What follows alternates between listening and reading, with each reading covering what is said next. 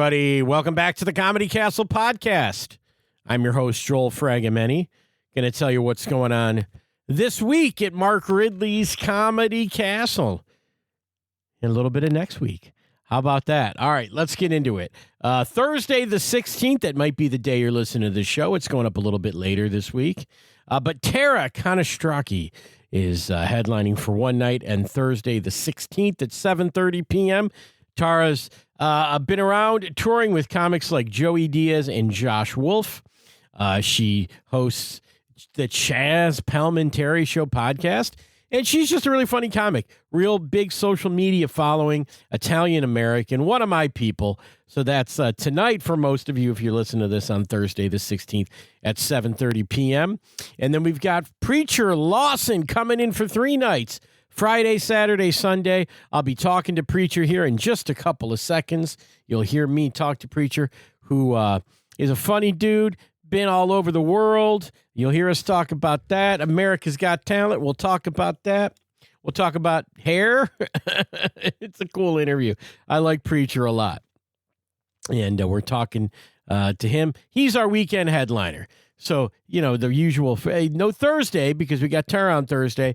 But 7:15 and 9:45 are your Friday shows on the 17th, 7 p.m. and 9:30 on Saturday the 18th. And then Sunday the 19th, a single show at 7 p.m. So come out and see Preacher Lawson. Why not? See the Preacher on Sunday if you want to see the Preacher on Sunday. Love Preacher. All right. And then I also have an interview today with Josh Adams. Josh...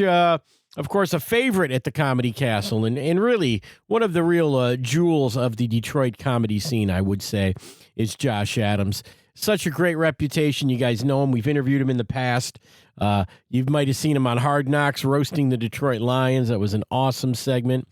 And Josh just continues to impress. And it's one show next week. And I didn't know if I'd have time with next week's podcast.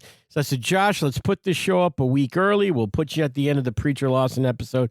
So I got about 20 new minutes with Josh, which is really great. We talk a lot about the local comedy scene, what that's like.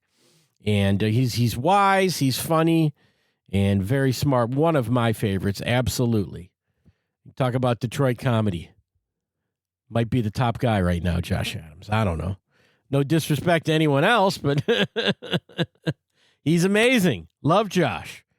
So you get to hear 20 minutes with Josh. We had 20 minutes with Preacher, 20 minutes with Josh. Pretty cool show. Yeah. Speaking of cool shows, just had the Advanced Comedy Class Showcase on Tuesday night. I want to thank everyone who came out to that. We had a nice little turnout for that one. And the students really kicked ass. These students, we had so much fun backstage. People are nervous. They're always nervous at a thing like that. But, man, I got to tell you, it's very rewarding for me as a teacher to see what my students can do. Some of them I knew would do great. Some of them I wasn't sure. Maybe some people didn't even do as well as I thought. But I think everybody had a good time, from the audience to the comics, myself, the staff of the Comedy Castle. It was a great time. And again, I want to plug it. And last time I'm going to get to plug it, but the new class, April 18th, call the Comedy Castle at 248-542-9900 if you want to be a part of that. This is for people who've done a little bit of stand-up. Maybe you did the 101 class at the club. Maybe you've been doing it on your own for a little bit. You want to work with a professional like me. I also performed on Tuesday. I thought it went pretty well. Yeah. Wrote a joke about Royal Oak about a minute before I went on stage and opened with it. There you go. By the way, don't do that. That could go poorly, but it went well in my case. Anyway, fun times. Love the Advanced Comedy Class. It's the favorite thing I do all week. If you want to be part of the next one, call the club. All right? It's Saturday. We need some people. Let's go. Sign up. I know it's spring break, but you can get it. You can do it. Now, we might as well do it now. Why put it off? Don't put off the rest of your life. Isn't that from some movie? Sleepless in Seattle, something like that. Got a barking dog. I don't know if you guys can hear that. Get him to come in here. Hey, Baxter, come see Daddy. Bax? I think Baxter's coming. Baxter, you coming? What's all the noise, pal?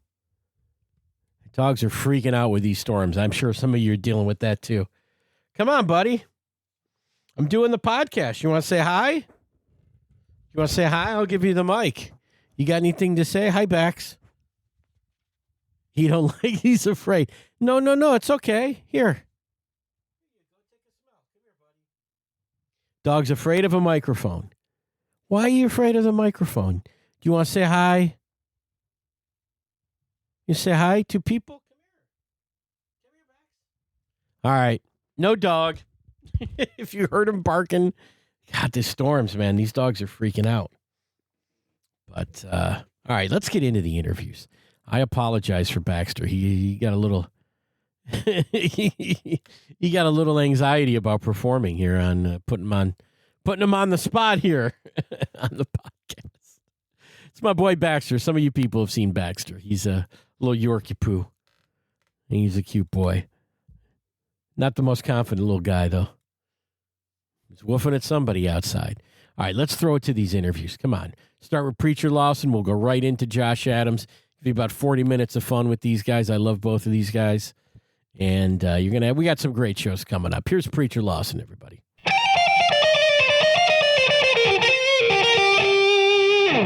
Ladies and gentlemen, on the other end of my line, it's a pleasure to speak to a man who hasn't been at our club for a little bit. It's long overdue, the return of Preacher Lawson. How you doing, Preacher? Hey, what's up, man? What's up? Yeah, well, I'll tell you, you're up. It's your week at the Comedy Castle, and it's going to be a good one. 5 shows. Yeah, I can't wait. 5 shows? 5 shows. Do it, baby. You sound surprised by 5 shows. Yeah, I mean, 5 shows, this economy is impressive. Yeah, well, exactly. It's like, hey, if they keep buying tickets, we'll do 10 shows. Probably not. Yeah, there we go. 10 shows is great. 10 shows I'm doing in the arena somewhere. 10 shows, please. That's what the Comedy Castle is. I think it's the biggest comedy club in America, right? It's one of the biggest clubs. We seat almost 400 people when it's sold out. So. Yeah, you see almost 400 people. That's crazy. Yeah. 400 people. Yeah, well, 400 fans of yours, and your people at our club have been showing up since, I want to say you came in either 17 or 18 for the first time. Yeah, I came in 2017. Yeah. Crazy. Yeah, and that was like a one-night deal, and then it was like, we got to get Preacher back, and then I think the next time he came, it was you ended up really, really impressing us with your fans, how loyal they were to you, coming back every time. Yeah, it's great. I mean, you know what? I love anyone that supports me, so I try to I think as long as you're funny, they keep coming back, right? Why do people watch me anyways? To laugh. So if I stop making people laugh, they're gonna stop coming. Right. But I'm gonna peak. I just stuttered. Edit this out. Edit that out. Do not put that in there. People do not need to know that I stutter. Anyway, no, but yeah, I think people. I think it'll. I mean, I'm funny. I think I'm funny. New hour I'm working on. I think it's funny. Well, some people don't agree, so it's just But that's what we're seeing this weekend. New stuff. People haven't, even if they've seen all the specials, they're getting new stuff. Brand new stuff. I did 3 specials that dropped, and material I'm doing this weekend, you haven't seen any. That's terrific. That sounds great, man. I was watching the last one. Actually, here's a question from the Comedy Castle staff, because they knew I was talking to you. And they said this to me. They said, and then I was watching the special, and I heard you talk about it a little bit. Preacher Lawson. Yeah, I was watching it today. Well, of course, I'm going to interview you. I got to keep up with what you're up to. Come on. My man. They're like, Preacher has braids now. He has long hair. He doesn't look like he used to. He changed his look. Ask him what's going on with his hair. And I said, okay. And then I watched a new special, and you look like I remember you. Then I watched some older stuff, and there's braids. And then you're talking about when you were a kid, you had long hair. Explain the hair. Well, first off, they're locks. They're not braids. Locks. Okay. Hey, I'm learning. Yeah, I'm learning. Locks. Yeah. All right. I got you. So, but yeah, I got locks in the during 2020 when we were in prison. Yep. When we were all locked up and was stuck in the house, couldn't get a haircut. I just grew my hair out, and so I just started twisting. And then there we go. And then I grew it out, and I liked it. Then it got real long. Yeah. And then I was like, this is too long. It's getting in my cereal at this point. So I stopped. I cut it. Yeah, man, I like it. This is just easier. Having short hair is just Sure, easier. I agree with that. I had someone I had long hair to my shoulders for the whole 90s. Oh, did you? The whole 90s, yep. Oh man, do you have hair now? I got hair. I'm in my 50s, but it's short, but it looks nice. But yeah, the long hair is hard to deal with. But I enjoyed it. I enjoyed it, but it's hard to deal with. And people that like long hair, oh my gosh, they like long hair. You know what I mean? They let you know, yeah. they let you know, man. They love your hair, but Yeah, I enjoyed. Now this weekend, as I was told here, reading the emails here with management, it's a whole family affair this weekend at the Comedy Castle. Oh yeah, I'm bringing my whole family. Tell us who's coming. Yeah, I'm bringing my mom. She goes up. She opens up the set that my brother goes up, and then I go up last. Nice. That's wild. Now, what's it like traveling with the whole family? Does that make it a little more? Is there a little more pressure? Is this kind of like when you were a kid going on family trips? How's it different than that? It's great. I mean, it feels a lot like when I was a kid on family trips, except I'm the parent. And so that there's, don't touch that. You got some McDonald's money? That's me now.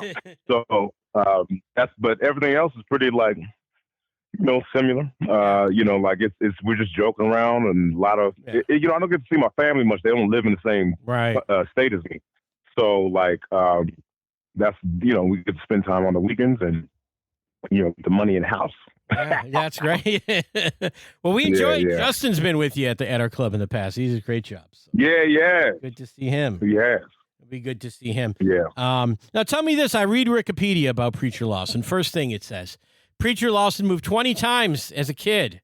What was going on there? Yeah. Yeah, I don't know. You got to ask my mom. I think she was a drug dealer. I'm not sure. You're laughing. I'm serious. So I don't know why, but she just moved around a lot. Yeah. And I was 7. I was 7 at the time, and I was 8. And I was like, I was 9. So I didn't have a choice. I couldn't be like, Mom, I know you feed me. Yeah. But no more moving around. But yeah, no, we just moved a lot. I think my mom. She was running from somebody, but well, it's all good. They didn't find her because she's going to be at the club this weekend. If you're still looking for Preacher's mom. If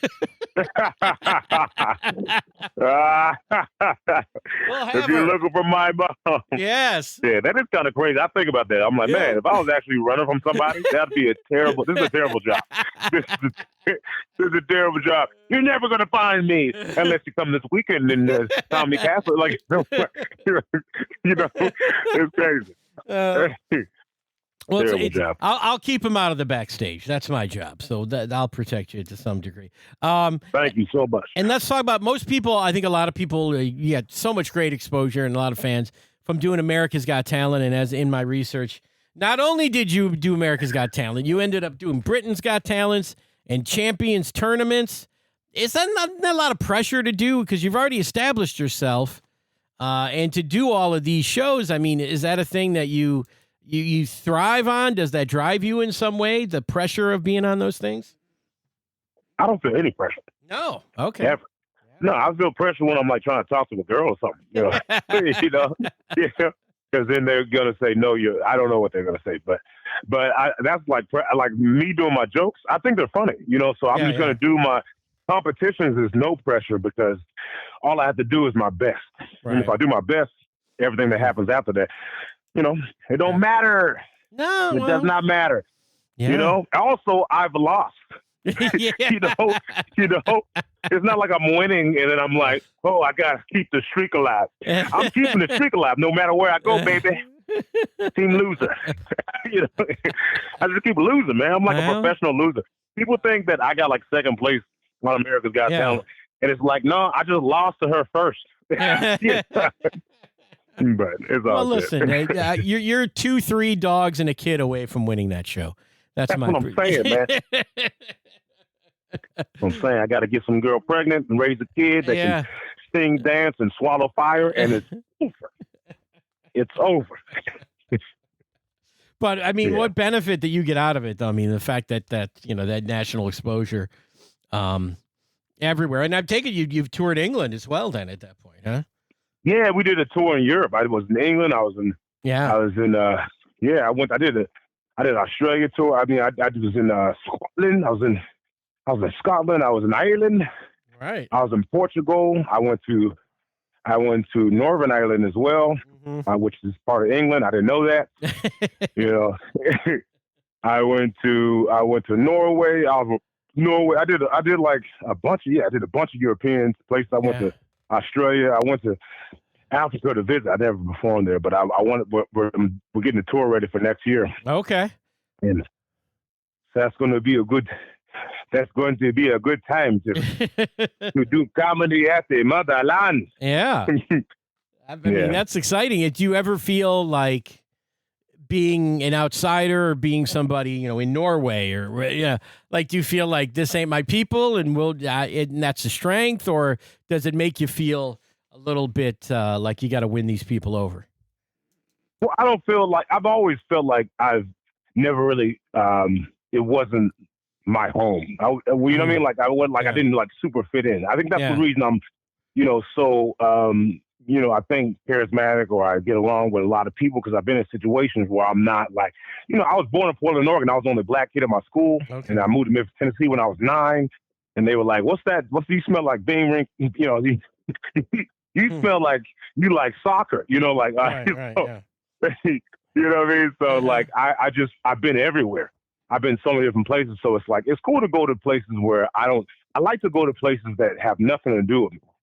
You know what I mean? Because if I go to a place that has nothing to do with me, I learn so much. I already know. I remember when I first started doing stand-up, I sounded a lot like, my favorite comedians. Yeah. I sounded just like Arnez J or, Kevin Hart, or like just these comedians I watched all the time. You could tell I watched them because I was obsessed with them. I was like, oh man. And then I remember someone said, "Oh, you sound like this person." So I was like, okay. I just stopped watching them, and I started watching other comedians that sounded nothing like that. Were low energy, that were dark comedy. I'm, family friendly, but like I watch like dark comedy, Anthony Jeselnik, like Louis C.K., because their comedy styles are so different from mine that I'm like, okay, I can pick up things that won't be as obvious, and I won't remind anyone of that because I can't be that person. So I just always like to go. I don't know. I'm not gonna say enemy territory. I can't think of the word. but like something that's a contrast of who I am as a person. Right. I love it. That's great. Well, that's amazing. Yeah, to have the experiences of all those different cultures, all those different people, and they're all laughing at your stuff. Yeah, it's awesome, man. It's awesome. Yeah. All right, tell me about this, because this is a thing I've struggled with. I've tried it, but I'm reading about you, and I find out that you are a vegan. I've done veganism. I've done very well on veganism, but I can't seem to keep it up being in a relationship with a non-vegan. Help me out. Yeah, you know what? Okay, go ahead. I'm listening. No, I think that's it. I lost a tremendous amount of weight being a vegan. It's great. Oh, nice. So you liked it? You're just telling me you like being a vegan? I like being a vegan, but I also like having a wife. See, that's the problem. Yeah, my wife. Yeah, she don't want to eat what I eat. Yeah, see, man, you got to be gay, man. That's the issue. So, no, just like, but like, I could have married a vegan. I get it.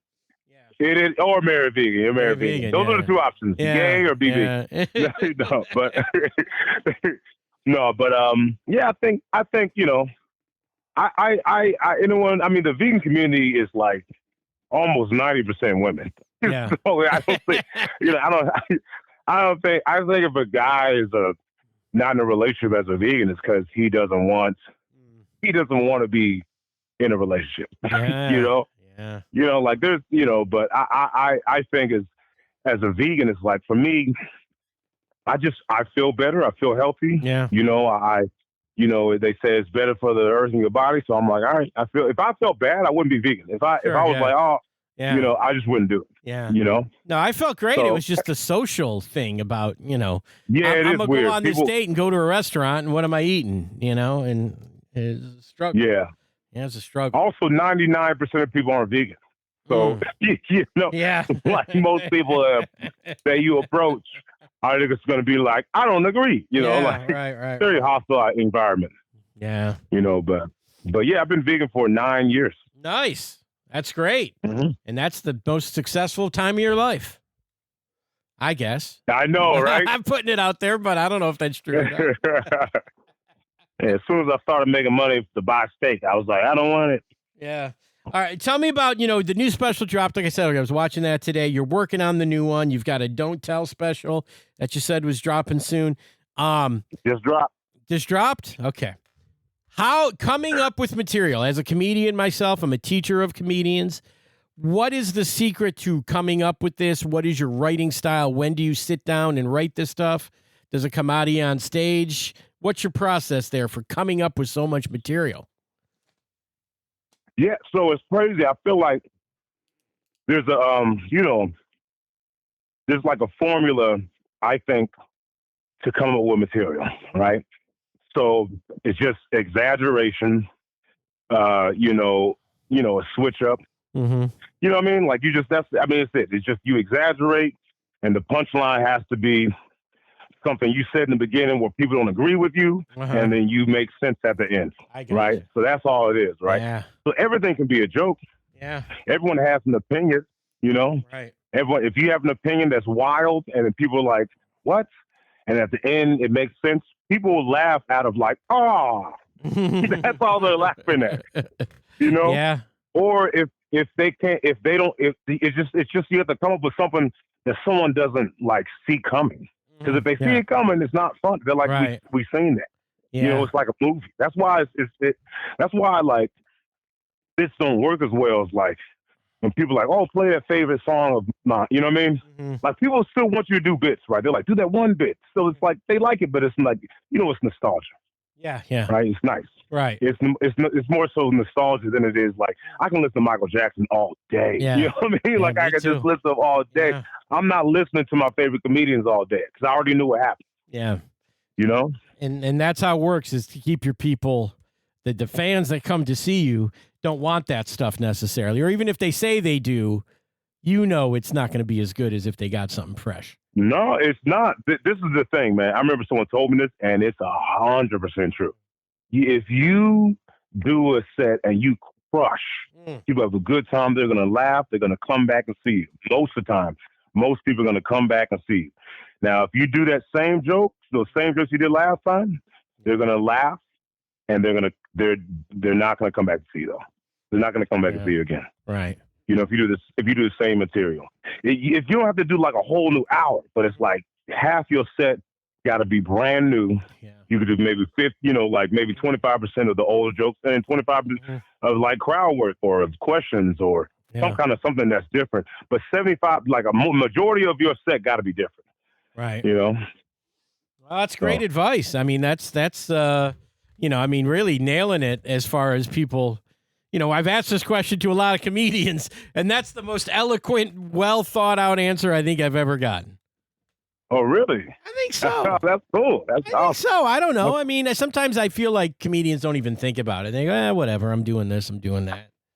And they'll come back. But, that's a nice, I like to hear that. And I think the fans of yours want to hear that, too, if they're thinking about, I went to them, but it was, Comedy Castle, I don't know when the last show was, if it was 19 or 20, so it's been a while.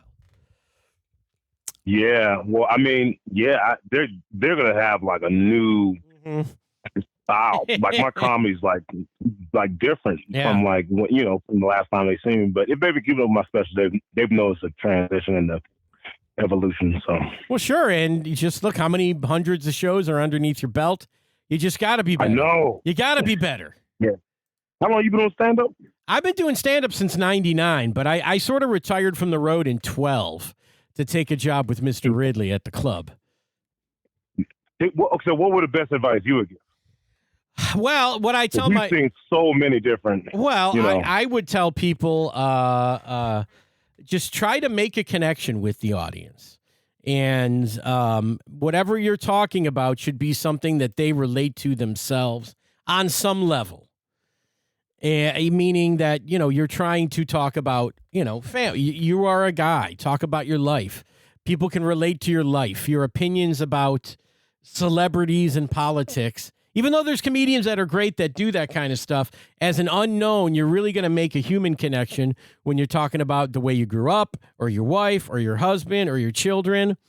Those are the things, or your job, things that people are doing themselves.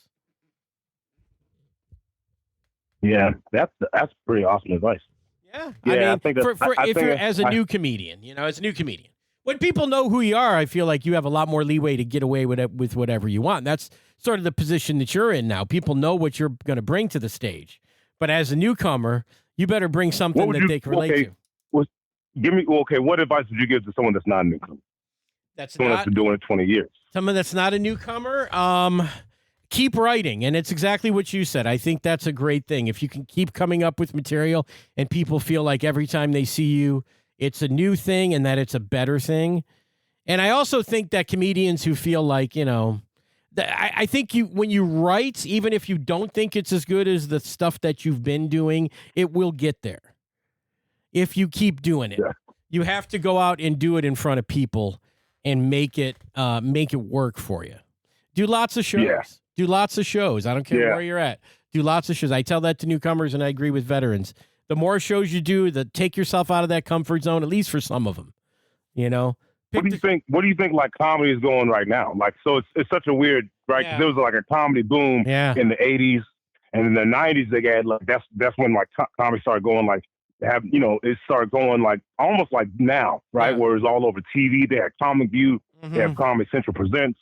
They have the HBO specials, and they had like the newcomer, blah blah blah. They had all that, and then it kind of died down. It felt like in 2000, like it was still around. Yeah, they had like that's when they had like major stadium acts, like Dan Cook or and then the pandemic kind of cleaned the slate. Now we got a whole new group of people. But I think if you're coming up from social media, you have to understand that a lot of the reason that people are coming to see you is because they just want that picture with you. They just want to see the guy from their feed. They want a picture. They want to say, hey, I saw you. And if your act isn't good, you're going to be a flash in the pan. You're not going to be able to sell those tickets. Like we've talked about in this interview, right? Coming back 2, 3, 4 times to see you, seeing you every year, every 2 years, locally or wherever you end up being. If people want to get on a plane and fly to your Vegas show or something, well, they better know that they're getting something really good because they're going to do it once and that's all you got. Exactly. Yeah. Sounds like we agree, dude.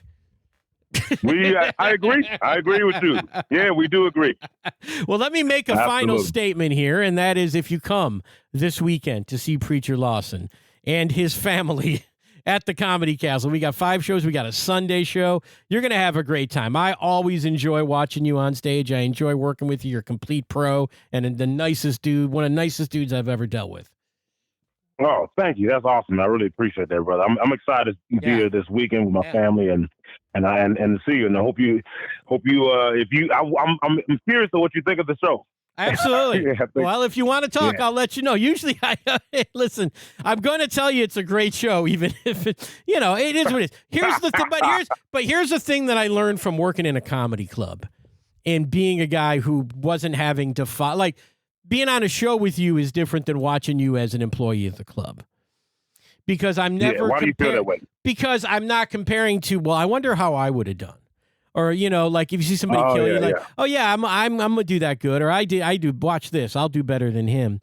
But the thing that I always look for when I look at comedy, and I didn't look at this way when I was a real active performer, even though, like I performed at the club last night for 7 minutes. I'm still doing a little bit. But does the audience have a great time? I'm watching the audience now more as a staff member, and I'm looking at people and I'm seeing that the people are having a great time and the comic is making that connection. It's not a thing I could ever do when it was just me on stage.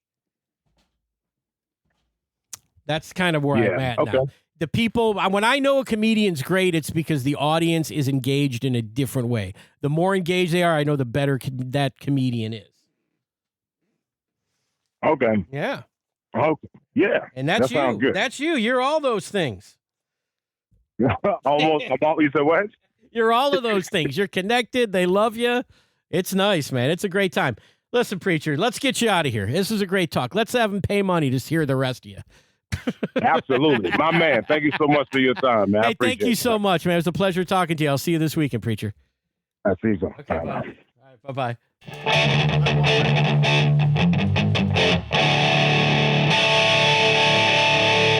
Ladies and gentlemen, on the other end of my line, it's a pleasure to welcome back to this show a frequent guest, but a great guest, one of Detroit's finest comedians. I can't say the best, but you know what I mean? You're here. You're the best. Yeah, I got it. I'll take that. The best one talking to me right now, anyway. It's Josh Adams. What's up, dude? Yeah, man. What's up, Joe, man? What's up? Well, it's great talking to you. You got one night. One night, man, at Mark Ridley's Comedy That's Castle, right. man. One of the greatest clubs in the country, dog. So you gotta, if you want to see Josh, you got one chance this time. Yeah. Around. Yeah, get there, man. And spend money, man, so they'll bring me back. That's April 23rd, 7:30. I thought I'd have you on a little bit early so we could promote. Why not, right? Always good to talk to you. You know what it is, Yeah. man. We don't get to see each other as much as we used to. Bart's is gone. Yeah, Bart's is gone. And sometimes I go to New Way and they're like, well, Josh came just after you left or something like that. We're always in that. Yeah, I had to cut back, dog. I just had a kid, so I don't get to Yeah. get out as much as I want to. So I kind of open mic here and there. But yeah, that's still one of the best mics in the city if you want to go. Yeah, New Go Way. in front of a terrible audience. That's the place to go. But let me tell you something. That place is different when you're on stage, that open mic. I mean, but you know how it is, man. Yeah. Like if you can turn a bad audience into a listening audience, Yeah. then an attentive audience, like it's gonna be at the Comedy Castle. Yeah. It's like it just child's play. You have a better show. Yeah. They're gonna enjoy it more. So it's just It like is. it's a part of the exercise. It is. It's like having the donut on the bat when you're taking There your you go. swings. There you go. Do that open mic. Get out there, young students, young comedy people. I just had those folks last night at the club. It was fun. Yeah, man. But so what's been going on with you? It's been probably a year since we talked. Yeah, man. Just consistently just staying busy, man. Like I'm booked. Yeah. I can't complain about that. I lost my voice in Lima, Ohio. You just know, you had those shows where it's like the crowd is like, even though they're there for the show, it's like they just wasn't. They're not a normal comedy audience, Yeah. so they're not really understanding. So I'm trying to yell over them, but then on top of yelling over them, the microphone is super loud, so I can't hear over myself. So I kind of just lost my voice. But Yeah. that's just road comic stuff, man, that you just learn to deal with. That is the thing that I think, especially like our audience, they listen to the show, they're fans of the Comedy Castle. They maybe don't know what it's like to see comedy at a bar or a restaurant or some outdoor patio or some places where these people do shows in little towns. It's wild. No, it's different. It's different. Like going to a small town that a drug dealer is promoting a comedy show. He brings you in and gives you money, pay you in all cash. It's steak, it's crab, it's lobster tail, crab leg. Yeah. People eating and enjoying themselves. And it's like they getting all these experiences at once, and then it's still a comedy show in the middle of all this madness. So no, they wouldn't understand. Yeah. Well, I mean, maybe that's a good thing. Maybe that's why the castle's been there. Allegedly, it was a drug dealer that I did the show sure. for. Allegedly, to protect the innocent or the guilty or whatever. Money's money, baby. You got to go do it. You don't It worry all about spend the same. You don't. Yeah. You don't know. You don't worry about what they're doing. How they're paying you. But man, I did some of those on the road. My goodness. Yeah, you hear those stories, man, and you get them on your own. You get the ones where you drive all the way to Green Bay, Wisconsin, and for $150, and it's just a bunch of pimps and prostitutes, and because nobody showed up because Ludacris is in Milwaukee, so nobody is in all the audience is in Milwaukee because no, it's just wild, man. It's a lot of stuff we've been through. I had a guy. What was a guy left to show at a casino? He's in the front row. He had walked out of the Grand Funk Railroad show, which was in another part of the casino. Yeah. And I was like, I that sounds good to me. Maybe I'll go to, give me that ticket. I'll go to Grand Funk Railroad. That's hilarious, man. That's hilarious. I'm just telling you, man. Yeah. It's just a lot go on, man. Like the behind the scenes stuff that we don't normally get to talk about only on podcasts. Yeah. Be funnier than the stuff we say on stage, man. Sometimes people, I don't think they'd believe it when you hear how weird it is or how janky it is or, whatever the situation. No, and they don't get that this be the stuff you see before the person take off. Like these are the experiences we have before you become Kevin Hart or Yeah, Chappelle yeah. or and it's like, bro, and I think it's just the dues that you pay. So that way I take it all. I'm grateful for it all because man, I'm actually a comedian. Like I Yeah. always have to tell myself every day, like, Yeah. oh, bro, I'm really a comedian. Like people come to see me do a thing, and they pay money. Listen, it's mid-April. You're a comedian on those taxes when you start making enough money. Yeah, for sure, and I make enough of it. You know what I mean? Yeah. Other than the stuff I get under the table that Yeah. the government don't hear about. You know what I'm saying? They're not worried about that. Yeah, but Yeah. yeah, man, it's a good life, man. I can't really complain It is. about it. How's it changed? I mean, I don't know. You started probably a little bit after me, but you're 20 plus years in the game, right? So Yeah, Memorial's Day. This year on Memorial's Day, I will be at 20. So yeah. it just changed a lot because now I'm the old mean comedian. And I ain't really mean. It's just the new comedians come up and they be asking me questions and talking about stuff, and they don't want to hear that. It's like you just get on stage and you're right. That's it. It's no trick. Yeah. You can get as many followers on TikTok as you want, and once you put them people all in the building, if you ain't got no jokes, then you just not funny. It's like you can't escape that, man. But as far as the change, man, I don't know, man. I know the scene here in Michigan is strong. I know I say that on a lot of podcasts, but like when I started, we were so small, but we all grew up together and graduated to be like very, very funny, strong comedians, and we all spread out and went to different places. And now the scene here is so good that you would never even thought that it was not a scene here 20 years ago. Yeah. Well, I think that the internet in that has really helped people find comedy venues in a way. I mean, I found Club Bart in an article in the Detroit News. That's how I ended up there. They had So you didn't just frequent that place and it was no, man. I lived out in Clinton Township, and I had been to Ferndale because that's where you might go out for a drink once in a while. But I'd never been in that bar. And they had an article about open mic, and they profiled all these comedians.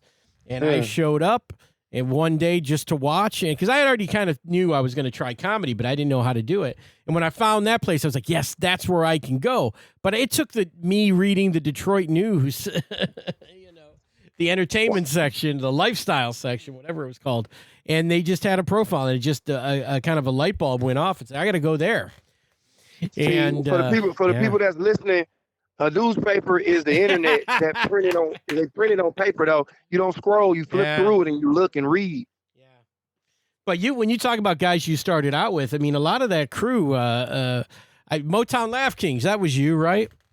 Yeah, that was me and my guys, like Ron Taylor. Yeah. He in Austin. He got a special coming out. Yeah. Well, not a special, I'm sorry. He on Netflix on Funny as F. Okay. Funny AF with Kevin Hart.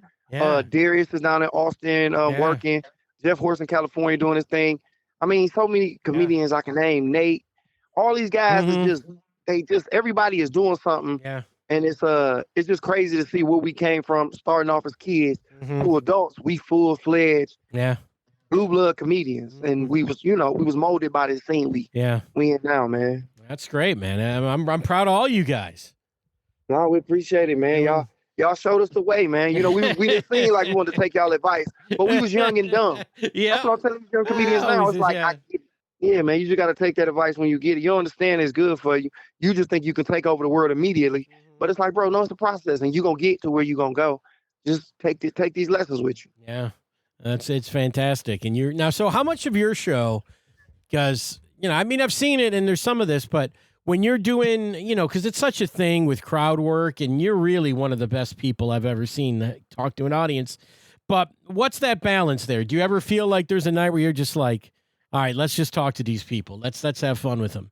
What's the how much of that is planned out? Man, I have a set. I write jokes to the, but it's just about you kind of filling the audience out. Like you can kind of feel when it might be something I might not do no crowd work, but then it come up and then something might happen and then you just get to rolling. And then I had a set, but then I might only get to like 55, 60% of it. So it's really on the crowd and wherever they want to go, man. We just having fun. Because it's like 20 years, I gotta have fun up there too for me to even be able to do what I do. Like kind of like, the gift that I got. So it just be about having fun, Joel. And I know people hate crowd work, but it's like I don't know no other way to really do it. No. It's like telling Steph Curry you can't shoot the three. It's like this just is the gift that I have. I wouldn't be able to even do it any other way. Right. Well, I think when it's done well, and I've certainly seen all facets and manners of crowd work, and I see the people that do it just, they look at their watch and go, hey, what do you do for a living? Like I got to kill another 10 minutes.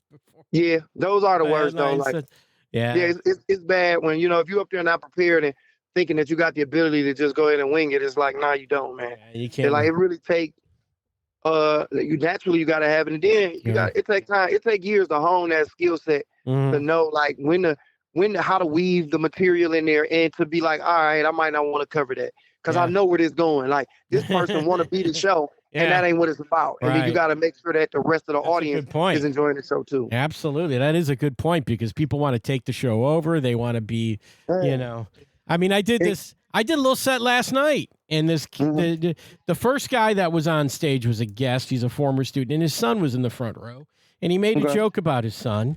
And I asked if everybody was having a good time, and the son wanted to keep talking. And I talked to him for a second, and then it was like, let's move on. And he kept talking, and I had to ignore him and get through the set. And the kid, nice kid, I talked to him after. I go, look, you had a good time? He's like, yeah, I did. I was okay.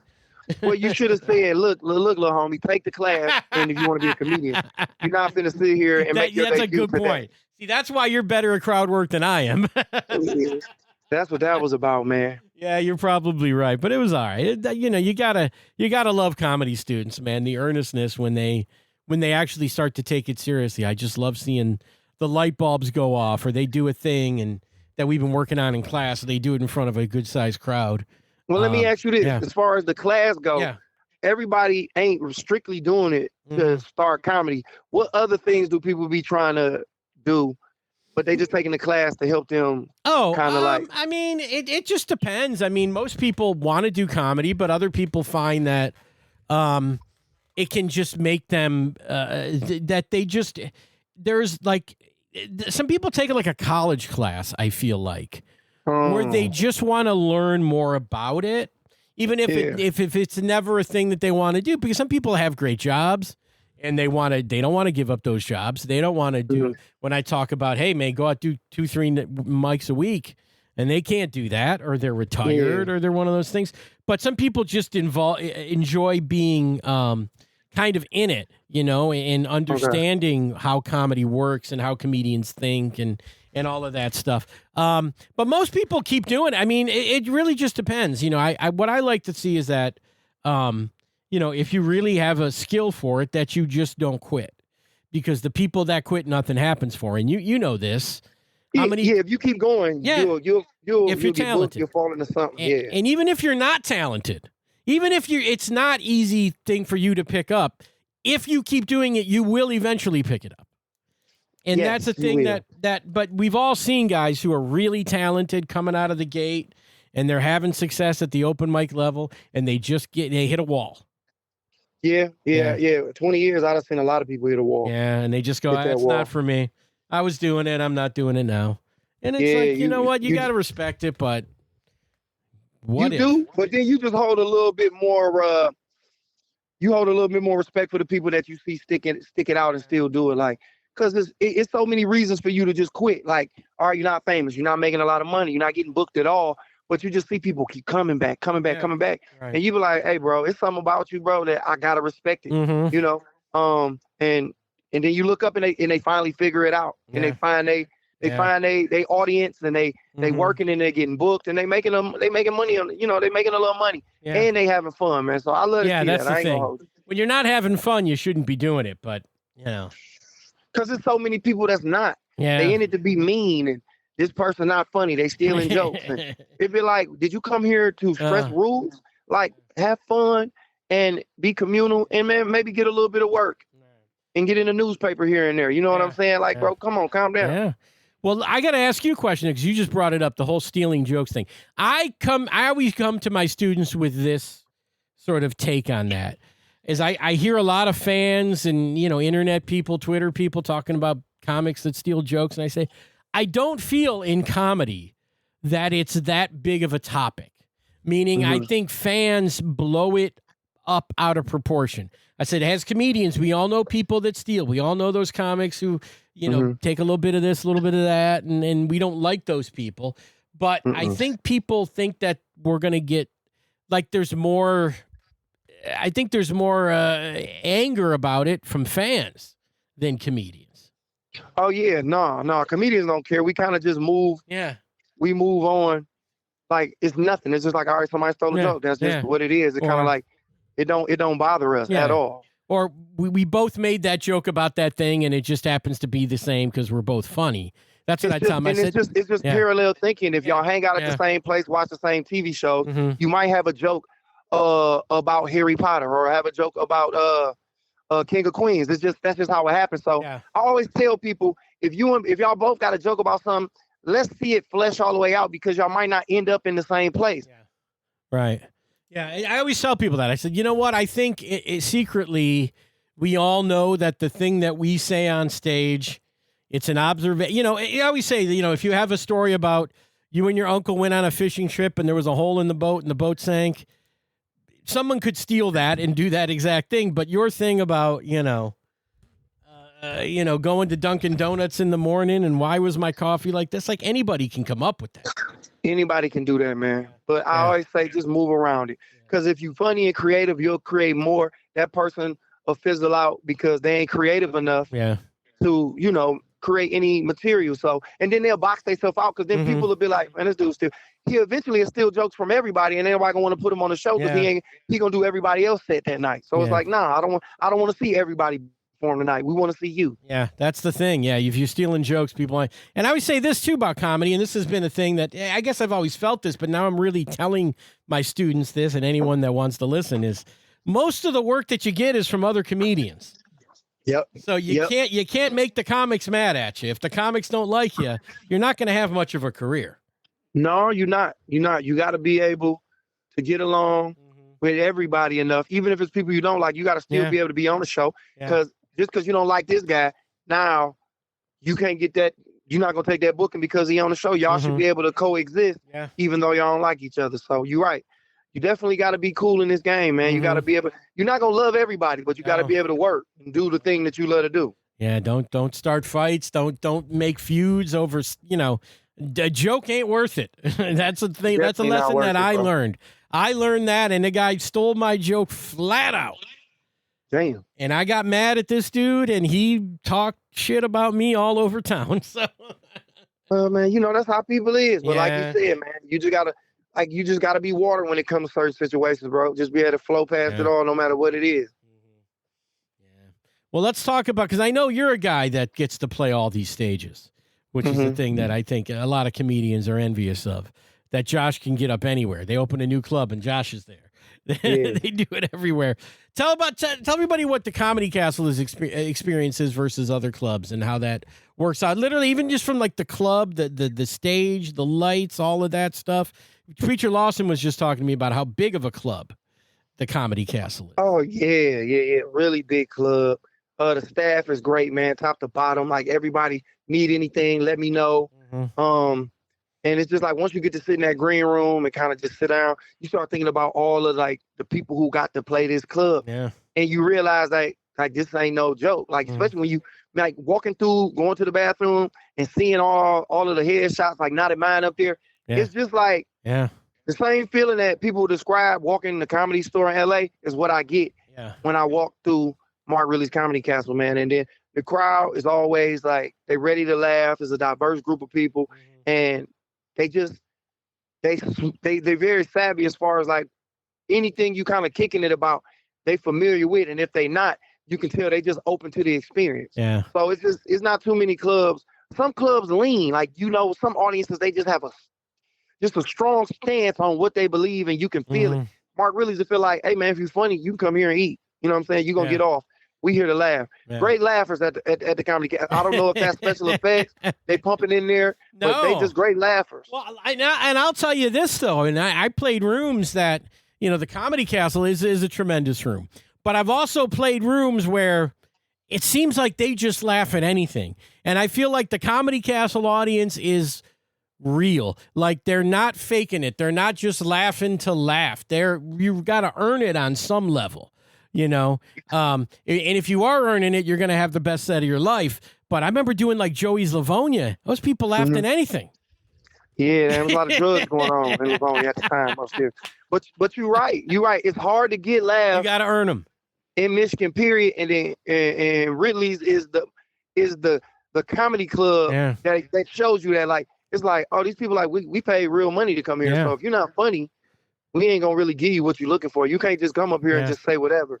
So no, you definitely got to be on your A game to be in there. Or it's maybe the Comedy Castle audience has seen decades of amazing comedians, the best in the world, come through there. And so they're not just, 100%. You know, in small towns, they might just happy that anybody's in their town. Yeah. No, not like really. This is Hollywood, man. Yeah. This is it, man. Right. So if you come in there, man, you gotta, like you say, you gotta bring your A game, because some people will stare at you crazy. You know what I'm saying? So you definitely gotta come with it, man. And that's why I be geeked anytime they hit me up for a booking, because I know, hey, man, everybody can't get into this club. This is one of the best places to do comedy. And I heard people on podcasts, TV shows speak on this club like it's a chain club, like it's an improv or something, whatever. Yeah. Whatever other club, there's 14 of them. It's only one Mark Ridley, and I hear people speak on it with so much reverence. Yeah. That's great. All right, let's get you out of here on this and bring me up to speed. These Detroit Pistons, you tell me about them, right? Number 1 seed. Are they going to the finals? Are they winning it? Is this the year? I mean, we won punctured lung away, man. Like, that's really what it comes down to. It's like, if Cuz can win with a half a lung, you know, that's what it is. Like, we our point guard hooping underwater. So I don't know. I'm going to hope for the best, and that we come through and just get hot when everybody else can't be hot, and we can win it all. But it's tough, man. I don't know, man. I don't know, Joe. We going to see, though. I know. I don't get to see enough of the games, but I know with playoff games, we're going to be like at the club going, oh, is there a playoff game tonight? Oh, man. Yeah. Because people ain't going to show up. You hate it as a comedian, but if your team is playing, you kind of like, I want them to keep advancing, but I hate that people steady looking at their phone because they taking a score of the game. But I hate for Detroit that every time we get a really good team, something like this happen. Like Aiden Hutchinson just break his leg in a game, we up 40 points, and then out of nowhere, somehow our point guard puncture his lung. You know what I'm saying? It's like, I don't know what's up with that. Don't know, but listen, we'll hope for the best. Hey, Josh, thanks for talking to me today. We're going to see you out there Thursday the 23rd at 7:30. It's a single show, so get your tickets for Josh Adams, people. Come on. Get your tickets, man. Let's turn this Thursday into a Friday. Let's do it. You got it, Josh. Hey, thanks for talking to me, dude. No, thank you. All right, man. Bye-bye. Yep. All right, Josh Adams, thank you. Fun talk, dude, as always. And thanks to Preacher Lawson for chatting with me. That was nice, too. He's bringing the whole family, Preacher Lawson, out this time. But we like his brother, Justin. He's been with us before, and we get to meet Mom. Yeah, it'll be fun. So come out, see Preacher. 5 shows, including a Sunday show next week on Thursday night. 1 night only with Josh Adams on the 23rd of April. It's going to be a great time. Hey, thanks to you guys for listening. Once again, the advanced comedy class is starting up this Saturday. If you want to call the club and sign up for that one, work with me for 6 weeks. Have a great showcase at the end of it. We've also got the beginner classes. If you've never done comedy, the great Bill Bouchard teaches the beginner comedy classes, the 101 classes. You'll dig those. All right? All right, guys, let's get you out of here. Have a great weekend. Have a great rest of your week. Hopefully we'll see you out for Preacher Lawson, Josh Adams. And thanks for listening. We love you. Bye-bye.